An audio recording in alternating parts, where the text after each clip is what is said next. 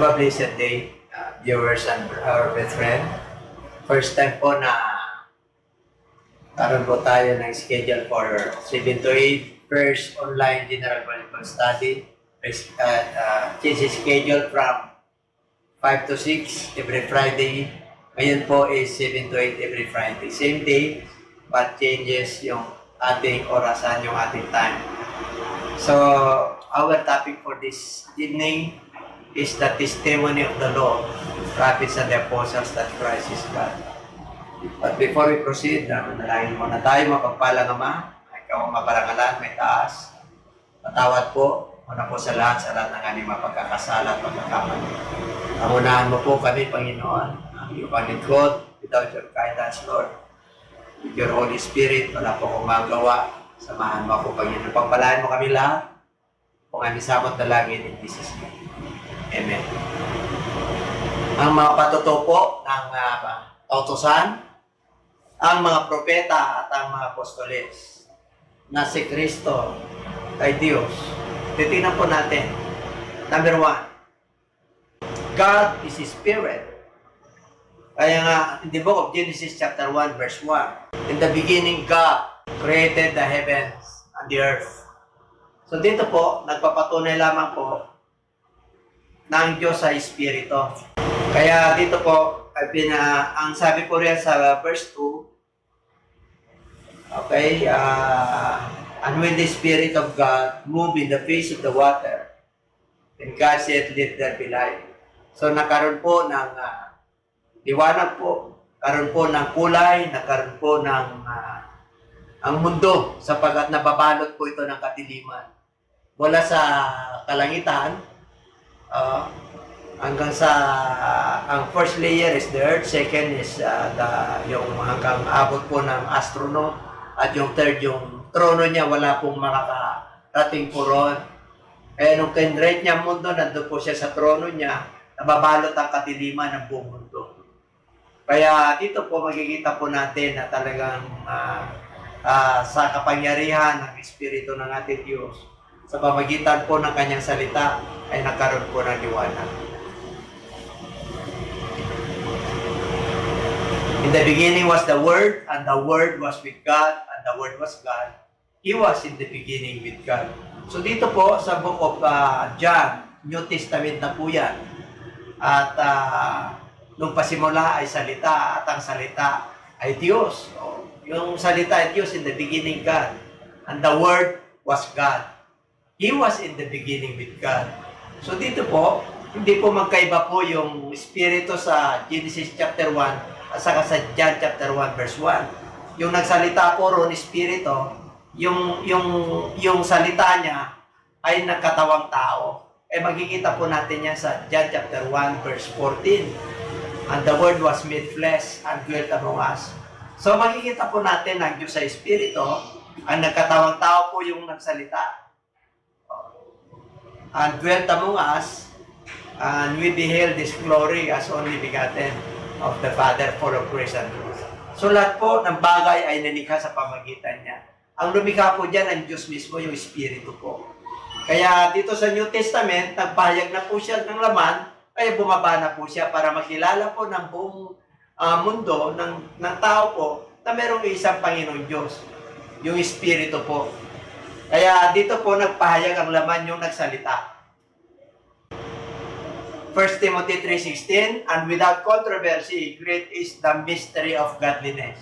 Ito na po, wala na tayong pagtatalunan pa sapagkat liwaga po ang pagka-Diyos. God was manifested in the flesh. So, nagkatawang tao po ang Diyos. God was manifested in the flesh. Number 2, Emmanuel, God is with us. Si Kristo po ay nagpapatunay at ito ang patutuo ng mga kautusan at ang mga propeta at ang mga apostoles. Number 2, Emmanuel, God is with us. The book of Isaiah 7:14, and the God Himself will give you a sign. Behold, the virgin shall conceive and bear a son, and shall call his name Emmanuel.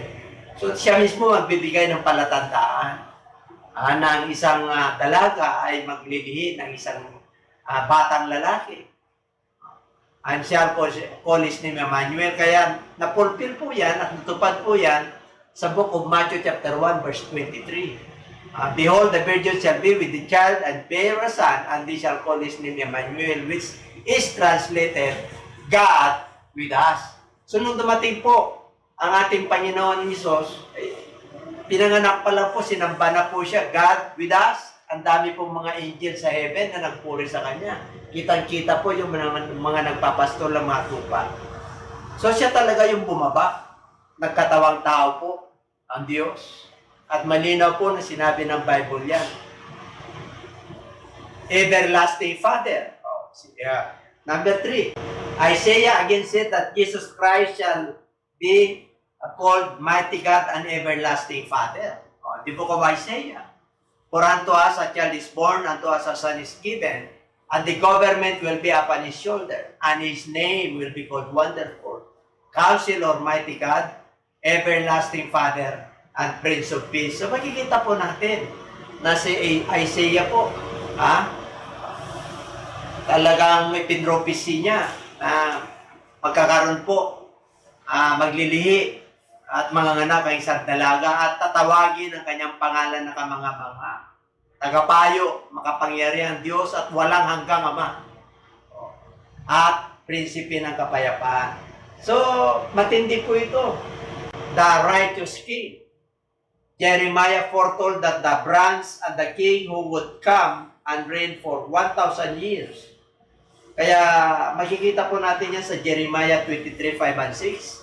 Siya po yung darating na righteous king. The book of Jeremiah. Behold, the days are coming, says the Lord, that I will raise to David a branch of righteousness. A king shall reign and prosper, and execute judgment and righteousness in the earth. In his days, Judah will be saved, and Israel will dwell safely. Now this is his name by which he will be called, the Lord our righteousness. So maging si Prophet Jeremiah po, hinula niya ng Panginoon ay darating sa lahi po ni David, the first king of Israel, at tatawaging branch of righteousness. Siya po ay mamamalagi, siya po ay mamamahala, siya po ay mapagpala. He will execute and he will judge and the righteous on the earth. Kaya yung Judah po, and Israel, talagang dyan galing po yung tagapagligtas po natin. Kaya nga, sa Judah, Bethlehem po yan eh. Kaya sa Jeremiah chapter 23 verse 5 and 6, ito po yung hinula niya na manggagaling po yung hari sa lahi po ni David. The mighty God, tatawagin siyang makapangyarihan Diyos. Both Isaiah and Jeremiah talk about the mighty God. The book of Isaiah, nabasa po natin 9:6, and Jeremiah 32 verse 18. Ano sinasabi ron sa Jeremiah, yung sa Jeremiah 32? You show loving kindness to thousands, and repay the iniquity of the fathers into the bosom of the children after them. The great, the mighty God whose name is the Lord of hosts. So dito po, punong-puno po ng pag-ibig.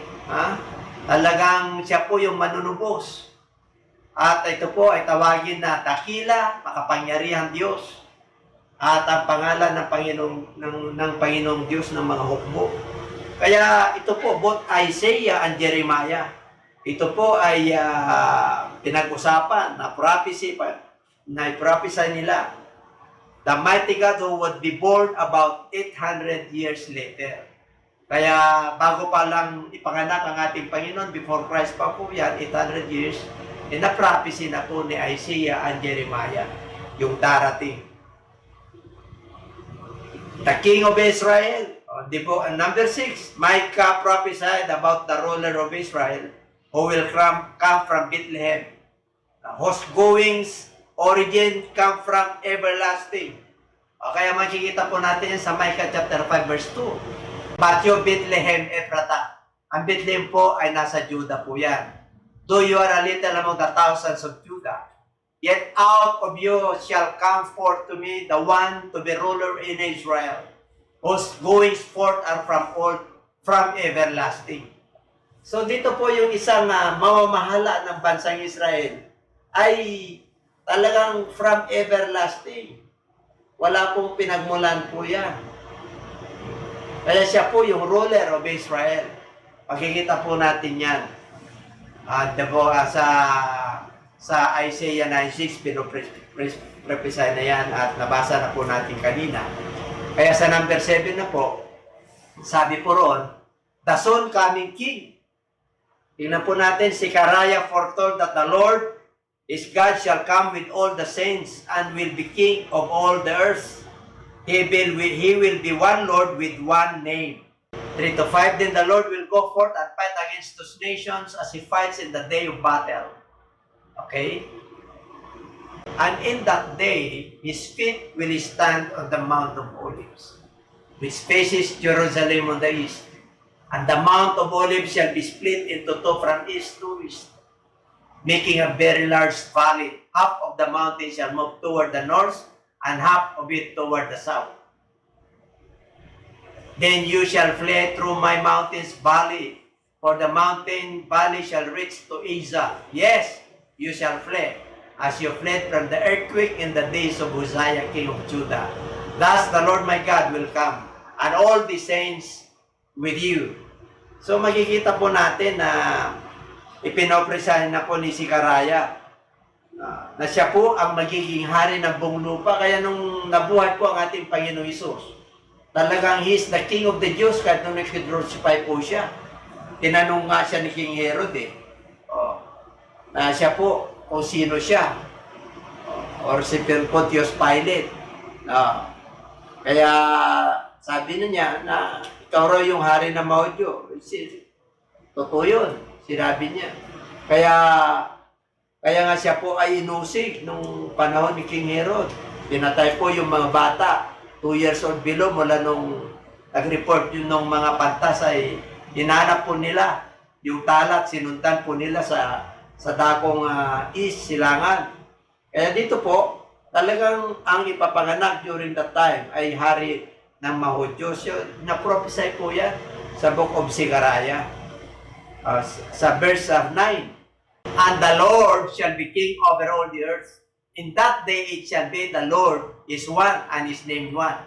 Sa panahon po natin ngayon, si Jesus Christ po ay nag-resurrect. Lahat ng mga fulfillment ng prophecy ay nasa Kanya. He was the fulfillment of the law. Mula sa kautosan, mula sa propeta, itinuturo lahat yung ginawa ng ating Panginoon kahit na yung mga miracle signs and wonders. Kahit yung kapanganakan niya po, nasusulat. Kahit yung pagtukso sa kanya ng demonyo. Ang demonyo mismo, nagpapatera pa para mag-worship sa ating Panginoong Hesus. Sabi niya, tigil ka muna. Tigil ka dyan. Kaya siya po talaga yung isang Panginoon sa ating panahon ng pangalan niya ay si Jesus Christ. The Lord shall be king over all the earth. Siya yung King of Kings and the Lord of Lords sa panahon po natin ngayon. Siya po yung hari dito sa lupa. Siya rin po yung hari sa langit. Siya yung everlasting Father. Siya na po yung nakaupo ngayon sa trono po. Wala nang ibang nakaupo roon. Kasi siya lang yung nagkatawang tao, yung Espiritu po. Nagkatawang tao po. Kaya wala nang pagtatalunan, sabi ng Book of Timothy, chapter 1 Timothy 3:16. Siya po ay nagpahayag sa laman. Kaya nga kung hindi naniniwala ang tao na si Kristo ay nagkalaman, siya po ay Antikristo. So, ibig sabihin, 100% Diyos siya, 100% tao po siya. Yun yung tatalakayan po natin sa susunod na pagkikita po natin. May part 2 po ito. Kaya susubaybayan nyo po ito. Napakahalaga po ito para malaman po natin yung nag-iisang Panginoon Diyos, yung nagsalita at lumikha ng langit at lupa, yung Espiritu po, yung nagpahayag po sa laman. At yan po ay nasa katauhan ng ating Panginoong Jesucristo. Kaya nagpahayag sa laman yung nagsalita po. Number 8, Jesus Christ is the healer. Ito po, natupad po. Matthew 1:23, ito po, natupad lahat to. Kasi ang Diyos ay sumasa atin. Ang nagpapagaling lang po ang ating Panginoon. Okay? Kaya dito po, sa Revelation 17:14, ito po yung millennial kingdom. Number 7 pa po yan. Yung si Sicaraya po. And I said to him, Sir, you know. So he said to me, these are the ones who come out of the great tribulation and wash their robes and made them with white in the blood of the Lamb. Okay? Revelations 19:11 to 13. Now I saw heaven open, and behold, a white horse, and he who sat on him was called Faithful and True, and in righteousness he judges and make war. 12. His eyes were like a flame of fire, and on his head were many crowns. He had a name written that no one knew except himself. Okay? Walang nakakalam. Yung pangalan. Liban siya lang po nakakalam. He was clothed with a robe dipped in blood, and his name is called the Word of God. Okay? Pagiging yung Word of God, pangalan niya po. Oh. Ano ba? Kaya dito po, Revelations 19:14 to 16. And the armies in heaven clothed in fine linen, white and clean, followed him on white horses. Now out of his mouth goes sharp sword, that with it he would strike the nations.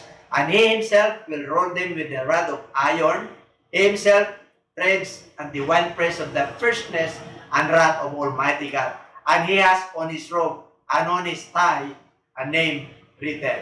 Kaya dito po, makikita po natin na yung nakasakay po yung faithful and witness. Siya po yung tapat at totoo. Ang tinutukoy po dyan na nakasakay po si Jesus Christ. Siya lang nakakalam yung pangalan niya. At yung pangalan niya is Word of God din. Kaya ito po, nagpapatunay po na itong hari, the King of Kings, ay nag-rule po dito sa earth. At babalik po siya para magkaroon po ng millennial kingdom. Ito po ay pinuprepesa na po ni Sicaraya na siya po ay babalik to establish the millennial kingdom. Yan po yung nabasa po natin sa book of Matthew 25:31 to 40.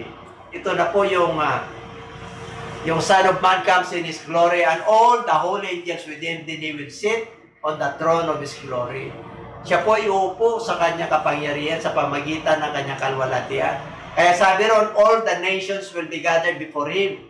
O siya na po yung judge, and He will separate them one from another as a shepherd divides his sheep from the goats.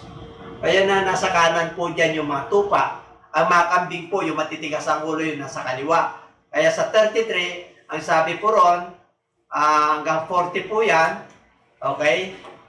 And He will set the sheep on His right hand, but the goats on the left. Then the king will say to those on His right hand, Come, you blessed of my Father, inherit the kingdom prepared for you from the foundation of the world. Bakit? Anong ginawa nila? Sa 35. Ito po ang ginawa nila. For I was hungry, and you gave me food. I was thirsty, and you gave me drink. I was a stranger, and you took me in. I was naked, and you clothed me. I was sick, and you visited me. I was in prison, and you came to me.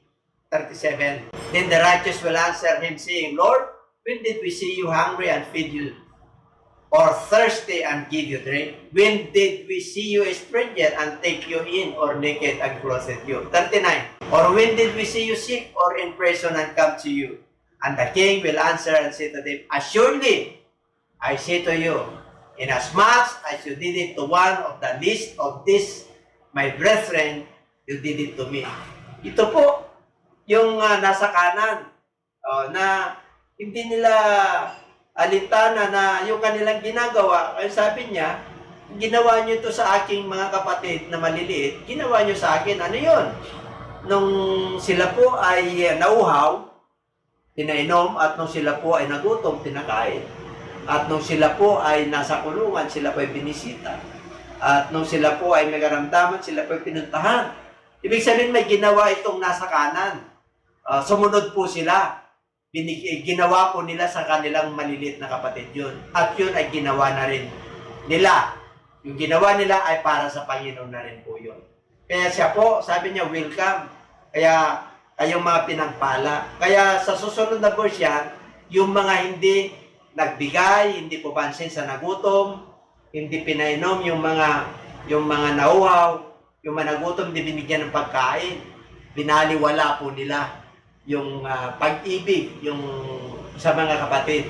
Kaya tayo po, sa panahon po natin ngayon, kahit na tayo po ay sabi na po natin na may financial problem dahil sa pandemic po, dapat na mamalagi pa rin po yung ating pag-ibig sa ating kapwa. Lalo na yung ating mga kapatid sa pananampalataya.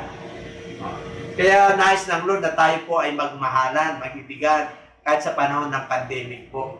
Kaya napakalaga po na mayroon tayong Word of God, salita ng Diyos, sumusunod po sa ating Panginoon kahit sa panahon po ng kahirapan. Kasi pagka tumulong po tayo, ang Diyos po ang nakakalam ang ating mapagtulong. At alam ng Diyos ang pinagdadaanan ng bawat isa. Isaiah prophesied that Israel's God would come and save Israel and heal the blind, deaf, lame, and dumb. Isaiah prophesied na siya po yung darating para iligtas ang Israel. Kaya na-fulfill po sa book of Isaiah po na talagang darating po yung healer po natin at natupad po yan sa book of Isaiah 7:14. God is with us, and Matthew 1:23. O come and heal the people of Israel. Matthew 11:25-27. Ito yung conclusion na natin. Matthew 11:25-27. Ayan. At that time, Jesus answered and said, I thank you, Father, Lord of heaven and earth, that you have hidden these things from the wise and prudent and have revealed to babes. Sige pa, 26. Heavens of Father, for it seemed good in your sight. 27.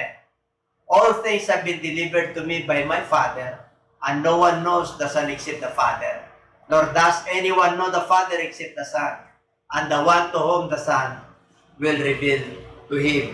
Kaya dito po sa book of Matthew chapter 11:25-27. Ang sabi po ron, ang oras na yon sa wikang Tagalog po, ay sinabi ni Jesus, pinasasalamatan kita, Ama, Panginoon ng langit at lupa, sapagkat ikinubli mo ang mga bagay na ito sa mapantas at matatalino at pinayag mo sa mga sanggol. O Ama, sapagkat gayon ang mapagpala mong kalooban. Ang lahat ng mga bagay ay binigay sa akin ng aking Ama. Yun. Walang nakakilala sa anak kundi ang Ama. At walang nakakilala sa Ama kundi ang anak. At sino mang piliin ng anak na pagpahayagan niya. So, ibig pong sabihin, siya lamang pong nakakilala sa Ama. Wala nang makakapunta sa Ama maliban sa Kanya. Kaya yung Ama po natin ngayon, siya na po yun, wala na tayong ibang hanapin pa. Sinabi niya yan sa John chapter 14 verse 6. Nung tinanong siya, di ba? Sabi niya, ako yung daan, ako yung katotohanan, at ako yung buhay. Wala nang makakapunta sa Ama maliban sa akin. So napakaliwanag po na isa lang yung Ama natin, isa lang yung Diyos natin, isa lang yung Panginoon po natin. At yan po ang ating Panginoon Jesucristo. At siya po ay nag-resurrect at 40 days po siya nangaral sa kanyang mga apostoles, at yung may pinangaral ng kanyang mga apostoles ay yung good news at yung mabuting balita. At siya po ay nasa trono ngayon, babalikan niya po tayo for the millennial kingdom. So pagpalain po tayong lahat at magandang gabi. Tayo po ay magpasalamat sa Diyos. Maraming salamat po, Ama, sa iyong mga salita. Salamat po sa iyong kapahayagan. Salamat po sa iyong katalinuhan. Salamat po sa iyong anointing, sa iyong mga pagpapala. Pagpalain mo kami lahat sa mga nakikinig at mga viewers po. Pagiging iyong paglikod, salamat po ng marami sa kalakasan at sa kagalakan. Purihin ka, tagyan ng Diyos, ito po ang aming samot na langit. Amen and amen.